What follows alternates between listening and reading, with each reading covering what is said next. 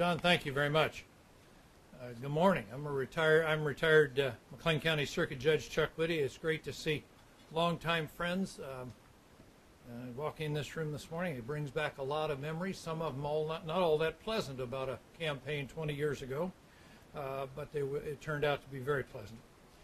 It's my honor this morning to introduce Bloomington Mayor Steve Stockton, who's running for re-election as mayor of Bloomington. Mayor Stockton grew up here and was educated in Bloomington Normal. And while the mayoral race is nonpartisan, he and his family have been lifelong Republicans and strong supporters of Republican candidates. Steve earned his BS and BA, MBA, and law degrees from Northwestern University.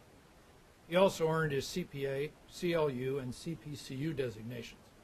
He worked 32 years at State Farm, most recently serving as a senior vice president, responsible for over 5,000 employees and an annual budget of $2 billion.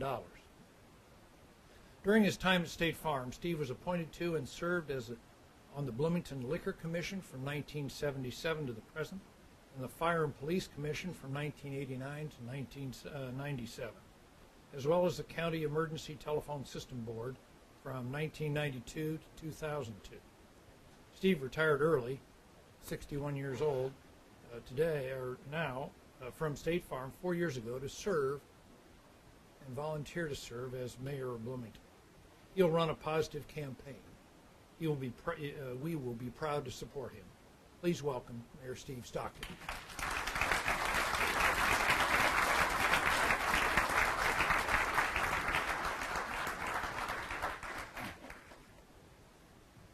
Well, good morning. It's great to see such a big crowd here today. I was thinking maybe we should have mayoral elections every month, but I'll tell you, I couldn't stand it. I'm not much of a politician, honestly, and especially when the campaign goes negative, it's not my favorite thing to do. But I'm mayor. I would like to be mayor again, and I'm here to tell you why you should support me. You know, looking around the room, I recognize a lot of you. You know me, you know my wife Linda, who's sitting over there with you. And I hope that you will support me for my second term. I will tell you that this will be my last term. I have no interest in going beyond 2 terms. I do think a second term would allow me to finish up some of the things that we've already started. Chuck gave quite a introduction to me. The only thing I wanted to add is that during my years at State Farm, because I was so proud of my community, having come back here after growing up here, I did work very hard at volunteering, trying to make this a better place. There were a lot of volunteer positions. Chuck mentioned some of them that I fulfilled. I worked with a lot of the mayors along the way. And many times they said, Steve, you should run for mayor for Bloomington. But I knew that while I was at State Farm, I wouldn't have time to do that. Now, when early retirement opportunity came along, I jumped at that. I would have loved to have stayed at State Farm with my salary and done the mayor thing at the same time. I did not think that that was possible to do, and obviously by retiring, I showed how I really felt on that. The mayor job takes typically sometimes as little as 40 hours, 50 hours. Sometimes in a busy week it can take 60 hours a week. There's meetings during the day, meetings that I don't schedule. You're basically asked, you need to be here at a certain time. There's a ribbon cutting, there's a board meeting. I keep office hours 2 days a week. Plus there's hundreds of emails, phone calls. I get phone calls on my home phone, personal cell phone, city cell phone, city office. So it really is a very busy job. But to me it's worth it because this community, growing up here, my career here, it's been very good to me. I'm very proud of Bloomington, Bloomington Normal, and I do want to give back and make this a better place. That's my true motivation for running for mayor this second time. Now, what challenges did I face when I started the job? First of all, there's the learning curve. Being a mayor, working in government is very different in many ways than being in government. I do think that, or than being in business. I do think that there are many business principles that we can bring to government. And I'm trying to do some of that. The biggest difference I found was that in business with 5,000 people, I had authority. The mayor has no one working for them. The mayor chairs the city council, which employs the city manager, which then has everybody working for them. So the job of mayor is really one of persuasion. You have to develop a vision. You have to convince people that that vision is the right place, how to get there, and persuade them how to go there. You don't just say, do this, do that. The mayor does not have that ability in Bloomington. Now, the second thing was earning respect. I was not on the city council before I was mayor. So coming in, and I know there's some city council members here and so on, they're probably saying, who is this Stockton? Now, of course, I knew all of them somewhat beforehand, but they're saying, who is this guy?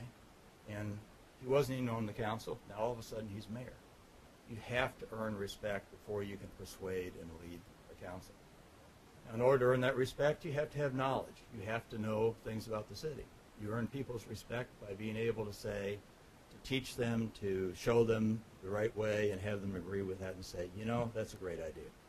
That takes some time. Getting results. When you start to get results, you then develop a rapport with council, and they start to respect you.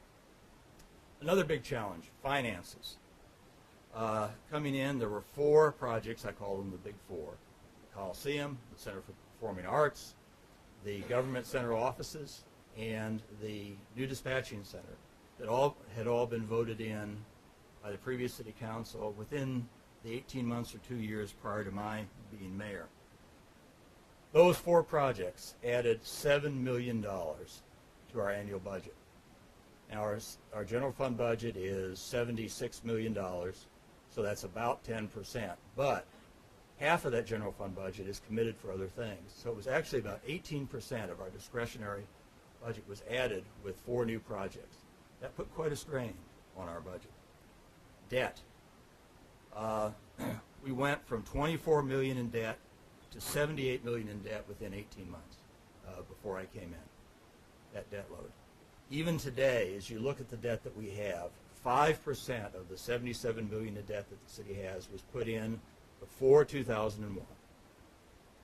5% has been put in, about $3 million during my term as mayor for some sewer projects and so on. And 90% of the current debt that we have was put in between the years 2001 and 2005. So that was a challenge. In 2006, 4 projects opened that put quite a strain on our budget. The council at that time said we're not going to do tax increases. The Coliseum was very controversial. The council said no, we're not going to do tax increases. So we had to walk a very, very fine line with the budget, and we have for the last few years because of the strain of some of these big projects. Now, also cynicism. The city, there was some cynicism created by the Coliseum. The people in a referendum voted it down. It was said that it would not cost us money. However, it did cost us money. A lot of people said, well, you see, we can't trust city government. Some council members were voted out, presumably because of the Coliseum.